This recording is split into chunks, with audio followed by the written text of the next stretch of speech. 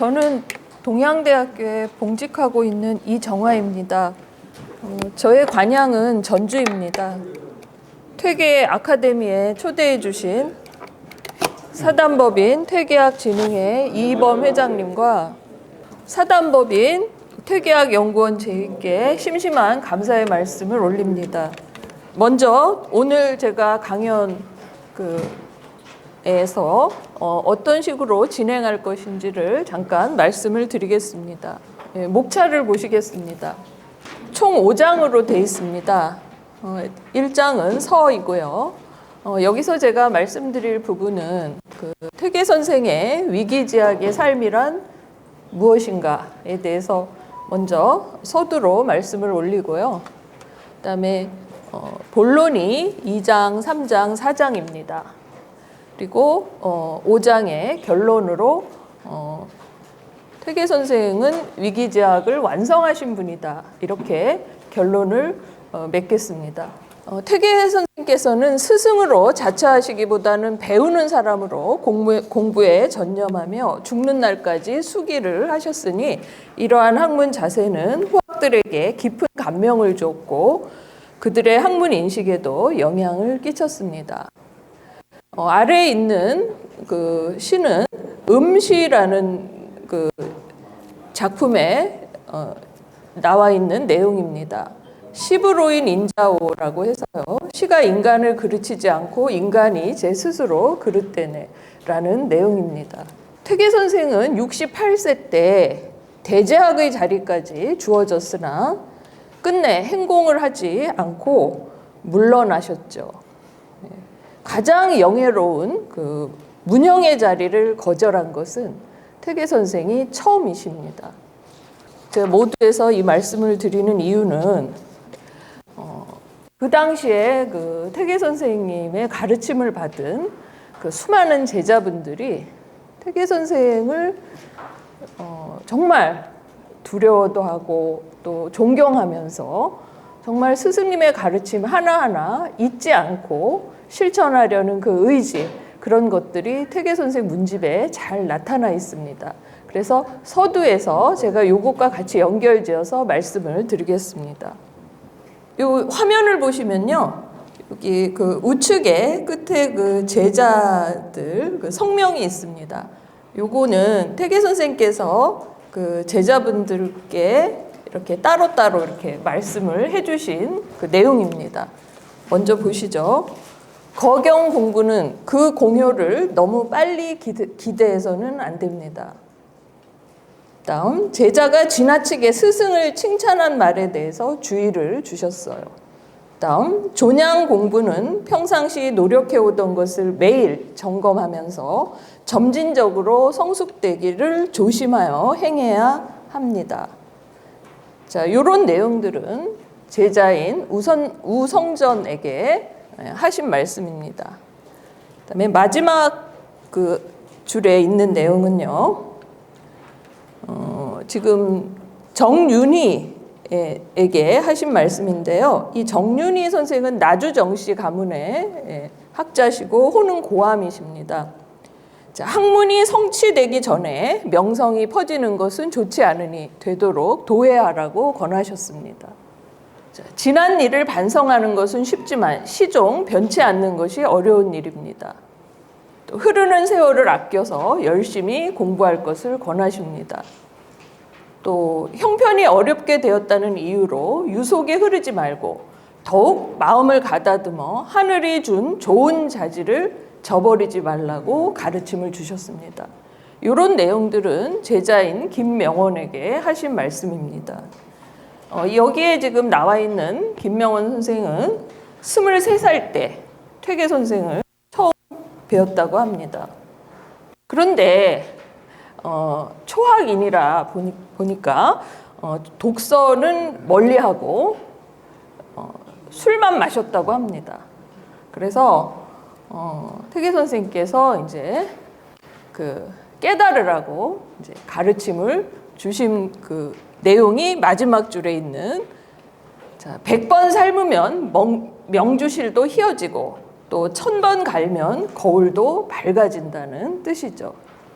그래서 이 말씀을 듣고 이 제자인 김명원 선생이 크게 뉘우치고 깨달아서 문과에 급제합니다. 그리고 나중에 임난시에 도원수로 활약을 하십니다. 그래서 그 스승의 역할이 정말 위대하다는 것을 실감하는 그런 내용입니다.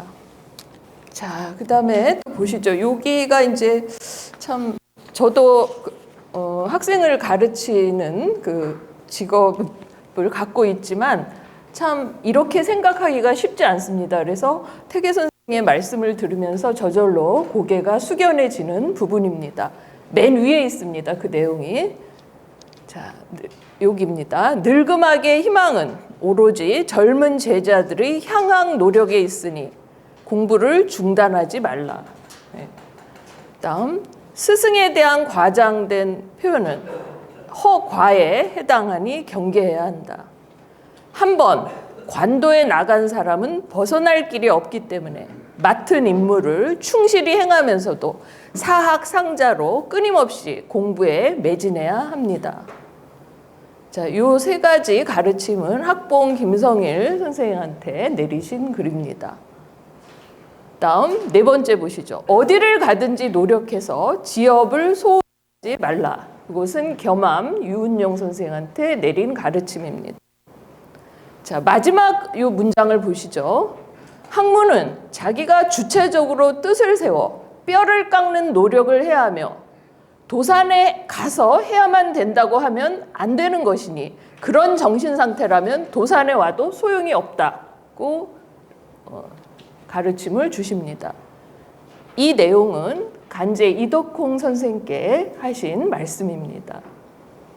자, 이 사진은 150년 만에 복설준공한 이산서원입니다. 경북 영주시에 있습니다.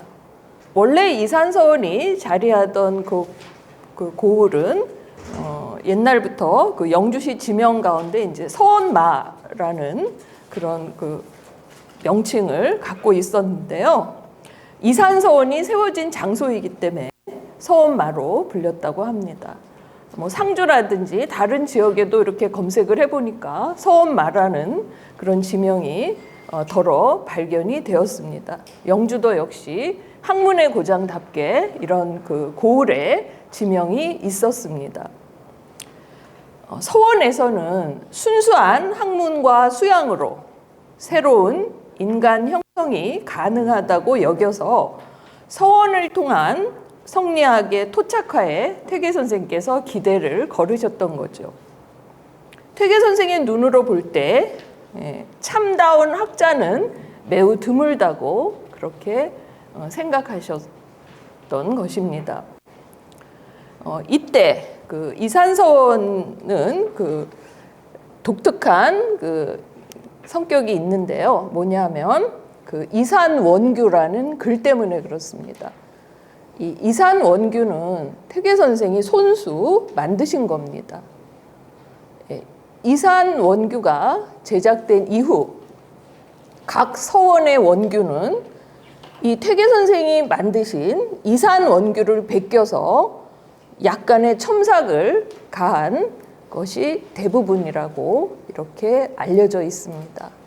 그 당시에 그 이제 군수 안상이라는 분이 이렇게 이산서원의 그 창건 의미를 되새겼습니다. 한번 보시죠. 예로부터 영천. 영천은 옛날 영주의 지명입니다. 영천은 문예를 숭상하는 기운이 높아 선비 양성을 위한 여건은 성숙되었으나 그들이 모일 장소가 없었으므로 이에 인재 양성과 교학 부흥의 뜻을 두고 학사를 건립합니다. 이런 취지로 이제 이산서원 건립에 힘을 쓰셨다고 합니다. 이 이산서원은 소수서원이 건립된 지 그 15년 만에 이제 세워지고요. 이 영주의 첫 서원이었던 이산서원은 도산서원보다 2년 먼저 창건이 됩니다. 병산서원보다는 55년 먼저 창건이 되었습니다. 서희 선생 서세 2년 뒤에 사당을 세우고 위패를 봉안했고요. 1574년에 사액서원이 되었습니다. 자, 그러면 그 위기제약을 이제 우리가 시와 관련해서 태계 선생의 그 시가 이천수, 제가 처음에 박사학위 논문을 쓸 때는 2013수라고 했는데 그 뒤에도 끊임없이 이제 태계 선생의 시가 발굴이 됐습니다. 그래서 한 200여 수 가깝다 이렇게 또 말씀들을 하고 계십니다. 자, 수양의 심천에 따라 시의 격이 달라질 수 있다고 생각하셨습니다. 시는 곧 그 사람과 같다는 인식이시죠. 성악십도 잘 아시죠? 그 책도 성악십도도 원래는 그 선조께 올린 그 병풍 이렇게 만들어서 올린 그 도설인데요. 바른 마음이 생기는 원리와 바른 마음을 유지하는 방법을 임금님께 올린 거죠. 도산12곡 이 작품도 역시 바른 마음은 인의 실천으로 기결된다는 그런 내용을 담고 있습니다. 논어에 보시면 옛날의 학자는 자기 마음을 수양하기 위해 공부하였는데 지금의 학자는 남에게 보이기 위해 공부한다는 그런 구절이 있습니다. 이게 바로 위기지학을 설명한 부분입니다. 자, 마음의 다스림이 중요한 이유는 우리가 마음은 눈으로 이 육안으로 볼 수는 없지만 그것이 언행으로 나타난다는 데에 있습니다. 그래서 성정의 발음을 음령한 군자들은 자기 마음을 갈고 닦는 것에 치중하였던 것입니다. 퇴계 선생 언행록에 보시면 이 위기지학의 의미가 들어 있습니다. 군자의 학문은 위기의 따름입니다. 위기라 하면 장경부가 말한, 여기 장경부는 그 남송 때의 대학자인 장식을 일컫습니다. 인의가 없이 그러하다는 것이죠. 가령 깊은 산, 무성한 숲속에 한 그루의 난초가 있는데 온종일 향기를 내뿜으면서도 스스로는 향기로움을 알지 못하는 것이 바로 군자의 위기지학과 꼭 맞습니다. 라고 설명을 하셨습니다. 자, 다음 작품을 보시겠습니다. 이거는 경제명인데요. 태계전서에 보시면은 고경 중마방에 들어있는 작품입니다. 자, 여기에 이 중간에 제가 좀 크게 띄운 부분을 보시면은 여기에 이제 위기의 공부는 바깥 것을 관여하지 않네. 그러니까 내면의 수양이 바로 위기의 공부라는 것을 이제 강조한 그런 작품입니다. 자, 보시면은 이게 이제 중요한 게 이 부분입니다. 안으로 그 아름다움을 감추면 스스로 빛나지 않겠는가. 이게 바로 그 아름다운 비단을 속에 두고 또 드러내지 않기 위한 그런 마음, 이런 것이 바로 군자가 지향하는 위기지학이라고 보는 거죠. 그래서 위기의 공부는 바깥 것을 관여하지 않는다. 역시 내면의 수양을 중시하는 위기지학의 참뜻이 들어 있습니다. 자, 이 글은 그 태계 선생님께서 너무나도 존모한 주자의 그 작품인 거죠. 그래서 늘 거울처럼 이렇게 늘 보면서 마음을 가다듬은 그런 작품입니다. 그래서 고경이 옛 거울입니다. 그래서 이제 퇴계 선생이 존숭한 주자의 글에는 이런 위기지학을 중시한 내용이 아주 많죠. 자, 다음의 글을 보시면 이것은 퇴계 선생이 평생 수양의 덕목으로 삼았던 작품임을 알 수가 있습니다. 이 제목을 보시죠. 학고제 명입니다. 이것도 역시 고경 중마방에 있습니다. 옛 선미는 위기지학을 하였는데 지금은 위인지학을 할 뿐이다.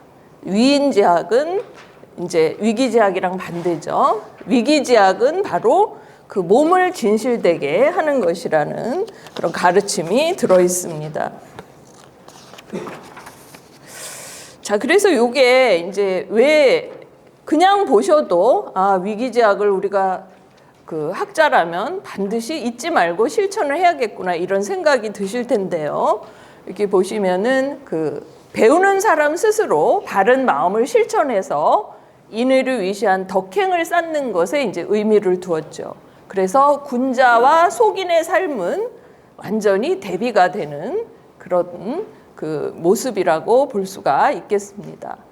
소기는 내면보다는 영화로운 삶, 권세와 이익을 쫓아서 이렇게 군화방처럼 이렇게 돌아다니잖아요. 이런 그 소인의 삶을 이제 경계하는 가르침이 여기 들어있죠. 마지막 문장에 보시면 위계지학의 자세로 밤의 맑은 기운을 함양하며 정진한 성현을 그리워하는 퇴계 선생의 작품은 시에서도 많이 발견이 됩니다. 자, 다음 작품을 보시죠. 김신중의 읍청정에서 12경관을 읊은 시입니다. 김신중 선생은 광산 김씨 가문이시고 김부의 선생입니다. 여기 제목이 독서, 책을 읽는다는 그런 시제인데요. 첫 번째 보시면은 요거는 기구, 승구, 전구, 결구 이렇게 이제 그 설명을 합니다. 책은 천고의 마음을 전하니 이렇게 시작하죠. 보실까요? 설명을. 천고의 마음을 깨달았던 학자의 심정이 이 작품에 잘 들어 있습니다. 이 퇴계 선생께서는 늘 이 성현의 학문을 가르침으로 삶의 표본으로 이렇게 실천하면서 살으셨다는 그런 그 증빙이 되는 게 바로 퇴계 선생의 시라고 생각이 듭니다. 자, 그럼 이제 서두를 마치고 본격적으로 본론으로 들어가겠습니다. 퇴계 선생님 시에는 깨달음이 들어 있습니다. 자, 깨달으면 마음 가는 대로 공부의 맛을 즐길 수 있습니다. 하루하루의 일상생활 속에서 분명히 그 이치를 간파할 수 있는 깨달음의 공부를 해야 한다는 거죠. 그래서 마음의 체용을 통합한 전체가 이 신명인데요. 이러한 신명은 천의 신명과 일치함으로 마음과 하늘은 같은 신명을 지닌다고 보고 있습니다. 그래서 이 깨달음의 공부를 통해서 자기 완성, 위기지학의 완성에 이르러야 한다는 것을 이제 일깨워 주셨습니다. 자, 도연명집에 실린 음주의 화운한 작품입니다. 이 작품도 제가 이제 그 포인트만 보여드리기 위해서 맨 아래에 보시면은 그 굵은 고딕체로 이렇게 표시를 해놨습니다. 요게 포인트입니다. 아침에 도를 들으면 저녁에 죽어도 좋다는 말. 이 말씀 진실로 깊은 뜻이 있구나. 퇴계 선생께서 이 작품을 쓰신 것은 뭐 술을 마시는 거를 좋아해서 쓰신 게 아니라 이 수양의 그 의미를 가다듬기 위해서 쓰셨다는 것을 알 수가 있겠습니다. 자, 지금 그 퇴계 선생께서 존모하는 분들은 그 당시에는 별로 안 계셨고 그 공자, 맹자 이런 분들, 주자 이런 스승님들은 먼 그 시대적 격차를 갖고 있죠. 성현이 도를 펼치던 시대와는 그 시간적 격차가 매우 큽니다.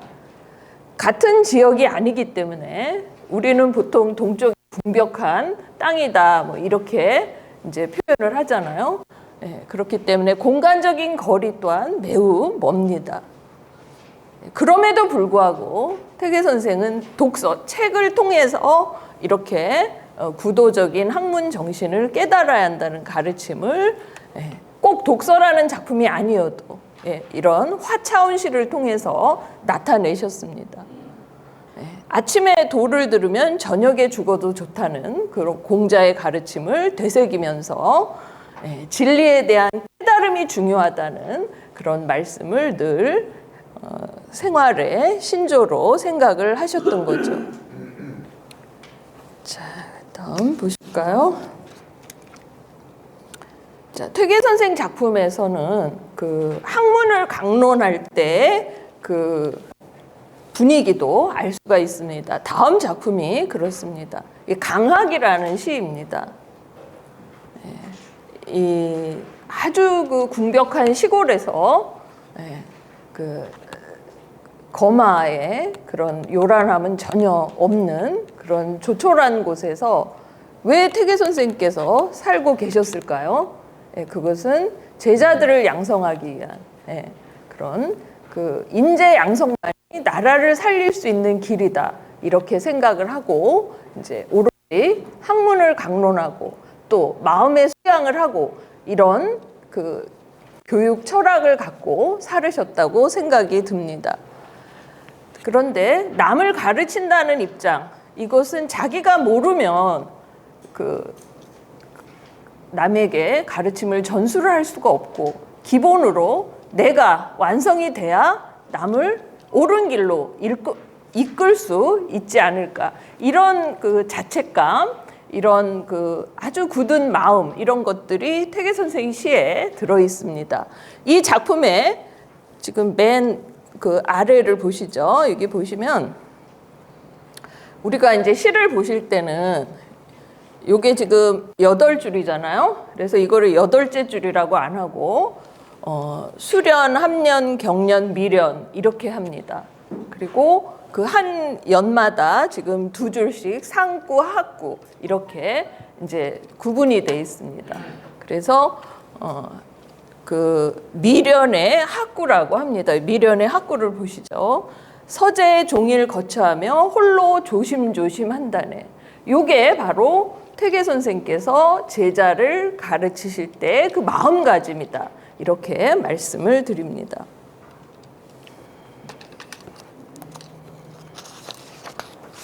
자, 여기서 중요한 것은 홀로 계실 때도 늘 삼가하는 그런 학자의 모습을 발견할 수가 있는 거죠. 그래서 그 성과 정으로 이루어진 마음을 잘 보존해야 한다는 거. 그러면 끊임없이 죽는 날까지 마음을 갈고 닦아야 한다는 거죠. 자, 요거는 이제 그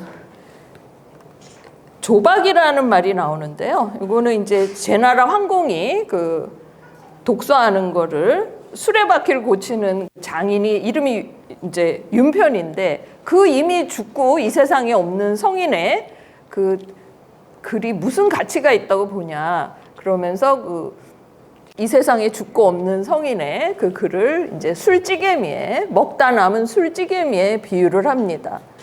그런데 태계 선생은 오히려 역으로 생각을 하죠.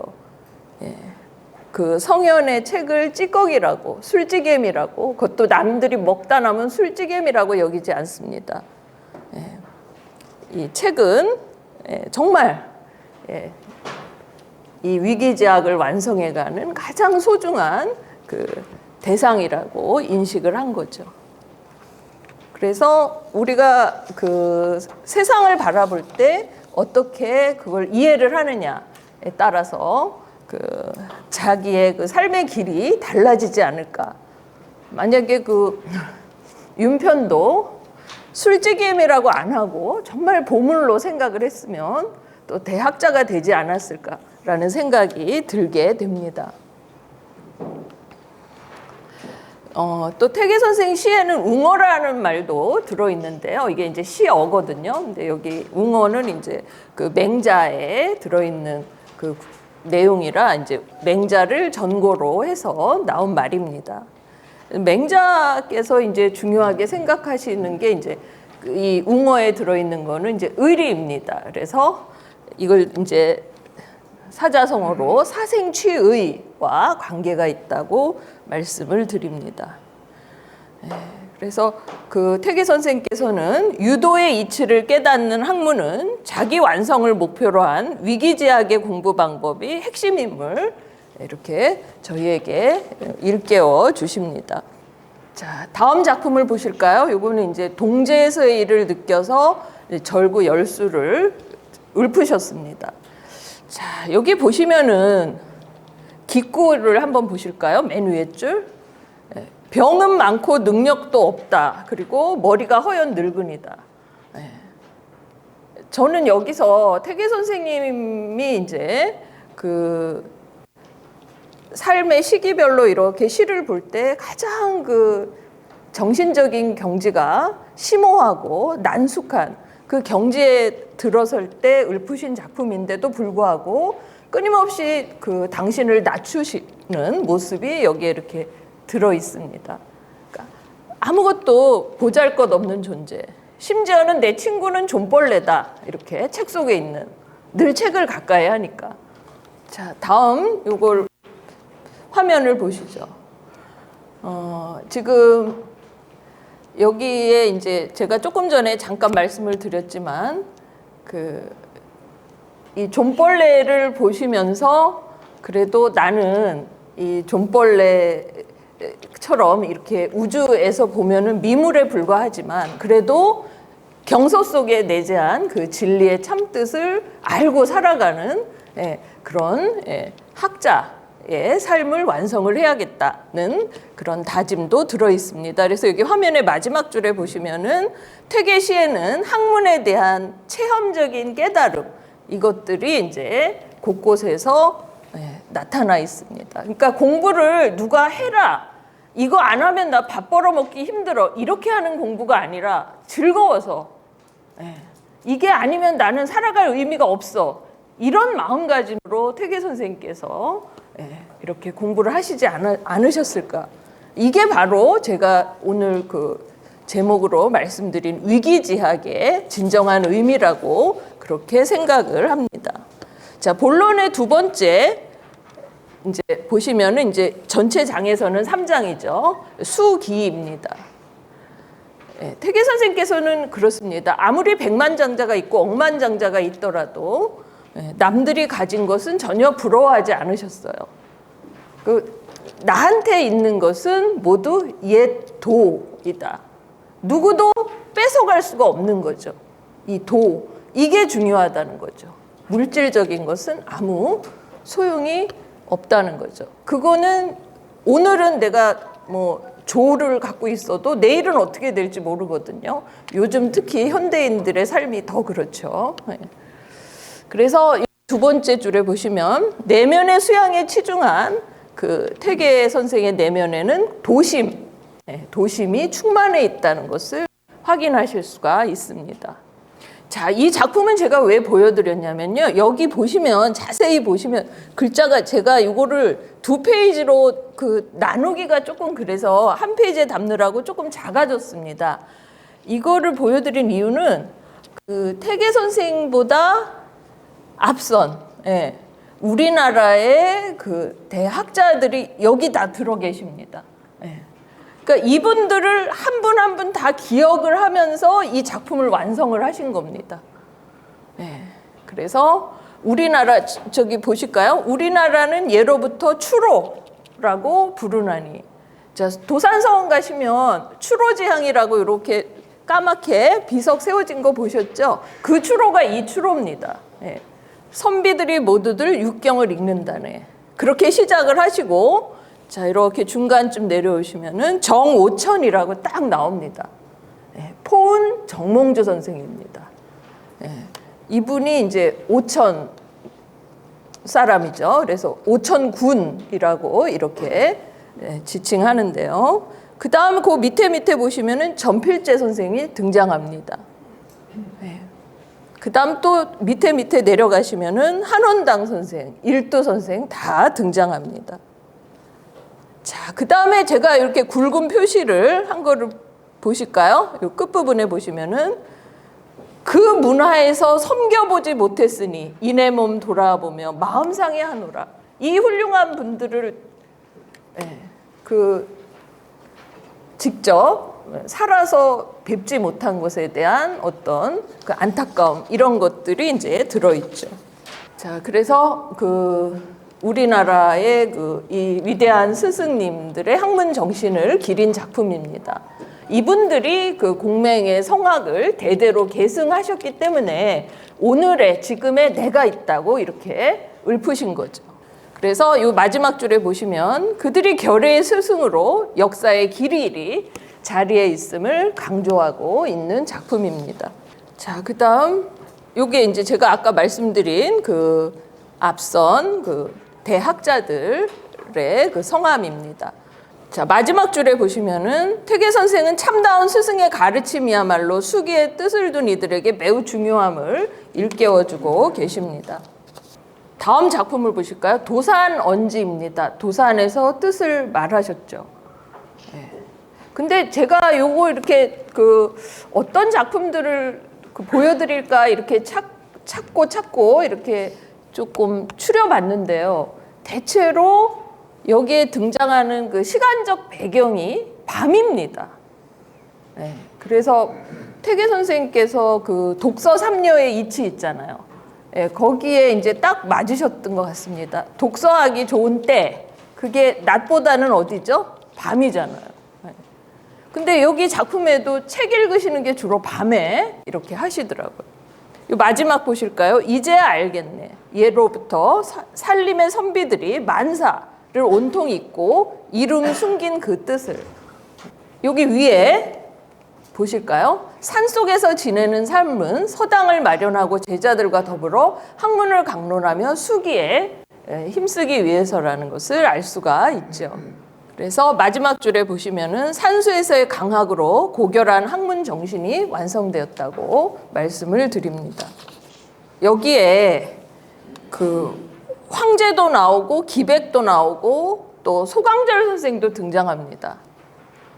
근데 이 침을 놓는 얘기가 나오는데 그 천하의 명의가 황제, 기백 이런 분들이잖아요. 그런데 침 놓는 방법을 소강절 선생한테 배운대요. 그러면 이거는 육신의 병이 아니라 뭘까요? 마음의 병을 고치기 위해서 이 작품을 이렇게 쓰시고 또 제자들에게 보여주시지 않으셨을까라는 생각이 들었습니다. 자, 이게 이제 그 퇴계시에 등장하는 의원은 병든 마음에 침을 놓는 그런 사람이라는 거. 그래서 소강절 선생에게 가르침을 받아야 한다는 그런 진리가 들어있죠. 자, 그럼 왜 이 말씀을 하셨을까요? 자, 조금 더 깊이 들어가 보겠습니다. 마음의 병은 세상의 이치를 바르게 살피지 못하는 데서 비롯된 것이죠. 소강절 선생의 가르침을 따른다면 마음속에 모든 병이 없어지게 되어 올바른 심성을 가진 사람으로 치유될 수 있다고 보신 겁니다. 그래서 소강절 선생의 가르침이란 선비들이 소중히 여기는 성학을 대유적으로 표현한 것이라고 말씀을 드립니다. 그래서 이 작품은 성학을 연마해야 병든 마음을 바로잡을 수 있다는 그런 내용이 들어 있습니다. 자, 다음 작품은요. 결구를 보시면은 주자의 가르침이 들어 있습니다. 존, 덕성, 명이죠. 자, 여기도 이제 등장하는 시간적 배경이 밤입니다. 밤 기운도 맑고 이렇게 돼 있죠. 달빛이 비치고 이렇게 등장을 합니다. 야기가 밤에 생기는 천지의 맑은 기운입니다. 그래서 이제 논어에도 이렇게 낮이 아니라 이렇게 밤부터 새벽녘까지 이 청명한 마음을 회복할 수 있다고 본 겁니다. 여기 그 끝에서 세 번째 줄을 보시면 화면에요. 주자는 제자의 서시를 존덕성제라고 명명하셨죠. 그래서 퇴계 선생은 이 존덕성제에 깃든 주자의 가르침을 생각하면서 내면을 성찰하는 겁니다. 이게 바로 수기의 작품에 해당된다고 보여드렸습니다. 다음 작품을 보시겠습니다. 요거는 습서입니다. 서예를 익히는 거죠. 여기도 보면은 중국의 그 유명한 서예가들, 대가들이 다 등장을 합니다. 시에. 요것과 관련돼서 말씀을 드리면 퇴계 선생님께서는 평상시에 그 원나라 조맹부의 송설체하고 또 명나라 동해옹 장필의 초서체, 특히 이 장필의 초서체는 아주 못 알아본답니다. 그래서 특히 이 초서체를 광초라고 이렇게 부른다고 합니다. 그래서 이 두 그 필법을 비판하셨다고 합니다. 그리고 왕희지체는 아주 단정하다 이런 말씀을 하셨기 때문에 사림에서 이제 그 왕희지체를 중시하게 되었다는 그런 얘기가 전해집니다. 그럼 여기에서 왜 이 습서를 하셨냐면요. 요거는 그 마음을 다스리는 방법의 하나가 바로 이 서예다는 거죠. 네, 그래서 이 무슨 그 글씨를 잘 써서 자신을 과시하는 게 아니라 마음을 갈고 닦는 그런 수양의 방법으로 하는 거죠. 세 번째 줄에 보시면 인격이 성현의 경지에 이르러야 글씨 또한 신묘해진다는 거죠. 그래서 이 태계 선생 글씨 친필 많이 보셨잖아요. 정말 그 아주 뭐라고 제가 감히 말씀드릴 수 없을 정도로 저는 굉장히 태계 선생님의 그 서체를 좋아합니다. 자, 그 다음 작품을 보시죠. 그 다음 작품은 쇠책입니다. 볕에 책을 그 쪼여서 말리는 그런 거죠. 이렇게 해야 책을 건사를 할 수가 있기 때문입니다. 안 그러면 책이 망가지고 이 태계 선생의 이런 노력 덕분에 그 가문과 또 후학들이 제자들이 그 태계 선생 때부터 잘 그 책들이 이렇게 지금까지도 잘 보존이 되어 오고 있죠. 마지막 줄에 보시면 책 괴짝 속에 보배가 있으니 가장 잊기가 어렵다네. 이렇게 책을 보물로 늘 생각하셨다는 얘기입니다. 근데 이 작품은요, 가만히 보시면은 그 굉장히 리얼리틱합니다. 여기 보시면요, 중간에 그 존벌레들이 막 놀라서 그 가만히 이렇게 숨어 있다가 갑자기 햇빛을 쏘이니까 막 달아나는 거, 그것도 묘사를 하셨고, 그 다음에 맨다리에 여종이 이렇게 그걸 누가 책 가져가나 안 가져가나 이렇게 건사하는 모습까지도 아주 리얼하게 표현을 하셨습니다. 자, 그 다음 본론의 마지막 내용을 보여드리겠습니다. 자, 실천입니다. 자, 여기 첫 번째 줄에 보시면요. 태계 선생의 가르침입니다. 자, 알기만 하고 행동이 따르지 않는다면 참된 공부가 아니다. 또 마지막 줄 보실까요? 안다는 것에만 머물지 않고 그 알미, 완전히 자기 것으로 될 때까지 몸으로 익히는 공부, 즉 실천의 공부를 행하라고 하셨습니다. 그래서 여기는 이제 늘 그 남들이 보지 않는 곳일지라도 게으름과 욕심이 생기지 않게 늘 마음을 갈고 닦아라 이런 내용이 들어있죠.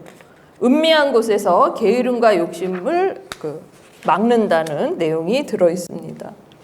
자, 그 수긍 야매잠이 이제 아주 그 주야를 가리지 않고 실천에 힘써야 된다는 그런 내용이 많이 들어 있습니다. 그래서 그거를 제가 여기 화면에 보여드리고요. 그다음에 마지막 줄을 한번 보실까요? 선비들이 저녁을 밤을 두려워하는 까닭은 그 신독 때문이라는 거. 이것도 이제 이 작품에서 이제 살펴볼 수가 있겠습니다. 자, 홀로 있을 때 삼가고 수신에 철저를 기한 분이 바로 태계 선생이십니다. 그래서 늘 인욕을 차단함으로써 천리를 보존하는 삶을 확인할 수가 있습니다. 이것을 우리가 그 아린욕 존천리라고 합니다. 여러 제자분들과 함께 역학계몽을 읽고 나서 이렇게 작품을 보이고 또 사랑하는 손자 이안도 선생께 보여주는 그런 여러 가지 사연이 있는 그런 시 제목을 확인하실 수가 있습니다.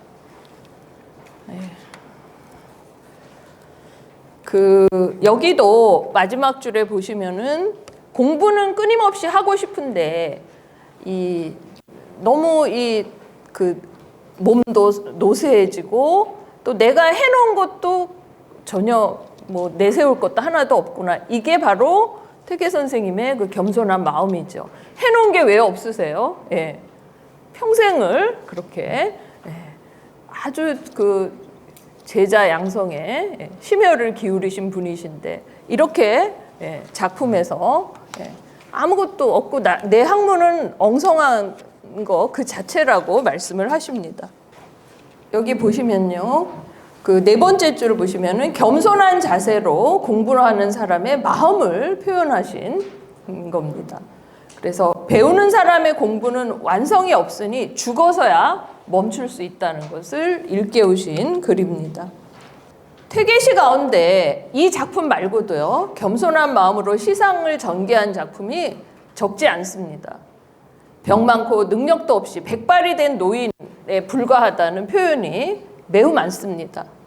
이게 바로 배우는 사람의 겸손한 마음을 형상화한 그 증빙이라고 보여집니다. 그래서 퇴계 선생의 참 마음은 겸손한 삶의 실천 의지로 구현된 것이라고 말씀을 드립니다. 여기도 보시면은 부지런히 힘써야 된다. 실천에 힘써야 된다 이거죠. 자, 결구를 보시면은 잠시도 경계하지 않는다면 소인으로 귀착되고 만다고 이렇게 따끔하게 가르침을 주셨습니다. 자, 그럼 왜 소인을 경계하셨을까요? 화면의 두 번째 부분에 보시면은 소인들은 매사 자신의 이익을 우선시하는 일에 부지런하죠. 그런데 선행의 실천에 의미를 둔 군자의 일생은 정반대로 덕을 쌓는 일에 부지런해지는 것입니다. 그래서 이런 가르침이 퇴계 선생의 시에 다 들어 있습니다. 자, 여기까지가 이제 본론이었습니다. 그러면 마무리를 말씀을 드릴게요. 결론으로 이제 말씀을 드리면 제가 지금 그 퇴계 선생의 그 시가 이제 위기제약과 어떤 관련이 있는가를 살펴보았습니다. 그런데 퇴계 선생은 늘 겸손한 그 자세로 나는 학업도 지금 현재 늙음하게까지 해놓은 거 없이 엉성하고 뭐 이렇게 말씀을 하셨지만 실제로는 위기제약을 완성한 분이라고 이렇게 말씀을 드립니다. 자, 보시면은 배우는 것 자체만 의미가 있는 것이 아니라 이를 잘 실천하는 것에 더 의미가 있다고 말씀하셨고요. 그래서 군자의 학문은 선행의 실천을 중시한 거죠. 그래서 매사에 삼가야함을 강조한 것, 이것도 군자의 학문을 지향하는 퇴계 선생의 가치관이 잘 반영된 것입니다. 자, 학문의 목적은 배우는 사람 스스로가 바른 마음을 실천함으로써 덕행을 쌓는 것에 의미가 있습니다. 그래서 군자의 삶과 속인의 삶은 이익을 추구하느냐, 덕을 쌓느냐에 따라서 완전히 두 갈래 길로 갈라지는 겁니다. 여기 두 번째 줄 보시면은 유도의 이치를 깨닫는 학문은 자기 완성을 목표로 한 위기제약이 핵심입니다. 그래서 그 퇴계 선생께서 이제 그 참다운 스승의 가르침을 이렇게 직접 이 말로만 하신 게 아니라 그 당신의 삶을 통해서 보여주신 거죠. 그러니까 그 문화에서 공부하는 제자들은 다 봤으니까 그 제자들이 함부로 이렇게 살아갈 수가 없었던 거죠. 그래서 그 퇴계근문 재현록에 보시면은 378분의 그 아주 훌륭한 제자분들 그 명단이 있으신데 그분들이 다 이 퇴계 선생의 이 주옥 같은 그 삶의 실천적인 부분을 그대로 계승하신 분들입니다. 그래서 아까도 이제 도산언지라는 시에서도 말씀을 드렸지만 그 수기에 힘쓴 퇴계 선생의 마음이 이 퇴계 시에 선생의 시에 잘 들어 있습니다. 그래서 성학을 열심히 공부하면 마음의 병을 차단할 수 있다는 그런 가르침도 주셨습니다. 그래서 우리가 이제 그 퇴계 선생의 시에서 배워야 할 점은 배우는 거가 중요한 게 아니라 우리는 지금 현대인으로서 뭐 학사학위뿐만 아니라 석사학위, 박사학위 그 이상까지도 막 박사학위 2개, 3개 받는 분들도 있지만 학위를 많이 받는 게 중요하다는 게 아니죠. 얼마만큼 실천을 잘 하느냐 거기에 달려 있다고 말씀을 하십니다. 그래서 이제 진짜로 마무리를 해드립니다. 여기 마지막이에요. 진짜 마지막 페이지를 보여드리겠습니다. 자, 제가 오늘 그 강연을 준비하면서 딱 그 페이퍼를 준비하면서 이제 이런 생각이 들었습니다. 여기가 태계 아카데미인데 만약에 태계 선생님께서 지금 앞에 계신다면 이 아카데미에서 아마 이렇게 하시지 않을까? 나에 대해서 한번 설명을 해봐 이러시지 않을까? 그런 생각이 들었어요. 그래서 시를 통해서 태계 선생님은 이런 분이십니다. 이렇게 오늘 청중께 말씀을 드리고 싶었습니다. 그래서 이 마지막 페이지를 이제 열겠습니다. 퇴계 선생님은 이런 분이십니다.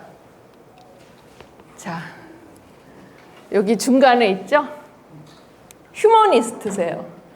네. 이게 바로 위기제약의 완성에서 이제 빛을 보신 거죠. 퇴계 선생님은 진정한 휴머니스트시다. 증거도 있어요. 자, 첫 번째, 제자 황준양 선생의 서거에 대해 매우 슬퍼하셨는데 이거는 백당 구봉령 선생에게 하신 말씀입니다. 그런데 이걸 보시면요, 제자의 죽음이 아니라 형제의 죽음처럼 말씀을 하십니다. 참담의 극치입니다. 그래서 지금 현재 제가 살고 있는 그 영주시 풍기에는 그 제자이신 금계 황준양 선생의 유적지가 있거든요. 거기가 금양정사인데 거기에 퇴계 선생 재단, 금계 선생 재단이 나란히 이렇게 모셔져 있습니다. 두 분이. 그래서 이것 때문에 그렇죠. 이 퇴계 선생이 그 남기신 글에 보면 그 형제를 잃은 슬픔을 이렇게 표현하셨다는 느낌이 들 정도로 그렇게 애통해 하셨습니다. 두 번째 보실까요? 이것도 백당 구봉령 선생님께 하신 말씀인데요. 경기 지역에 한 해가 극심한데 능력으로 민력이 어떻게 지탱할지 매우 걱정하셨습니다. 자, 마지막 보실까요? 요거는 제자인 김기 선생한테 하신 말씀입니다. 비록 적서의 신분이 다르더라도 골육의 정은 같으니 복제에 차별이 있어서는 안 된다고 하셨습니다. 자, 이런 근거들을 보면 퇴계 선생님은 다르십니다. 500년 전에 살으셨는데 다르십니다. 어떻게 다를까요? 자, 최고의 학문을 지향하신 분인데 대제학도 안 받으세요. 오로지 인간의 존엄성에 바탕을 둔 진정한 인간 존중의 마음이 있으셨던 그런 휴머니스트시라고 말씀을 드립니다. 그런데 500년 전에 서해 유성룡 선생은 그 퇴계 선생 문집을 이렇게 고치고 하시면서 글을 하나 남기셨습니다. 우리 스승님 퇴계 선생님이 이렇게 훌륭하신데 이 세상에서 퇴계 선생님의 가치를 알아주는 사람은 별로 없습니다. 이렇게 글을 남기셨어요. 안타까워하셨어요.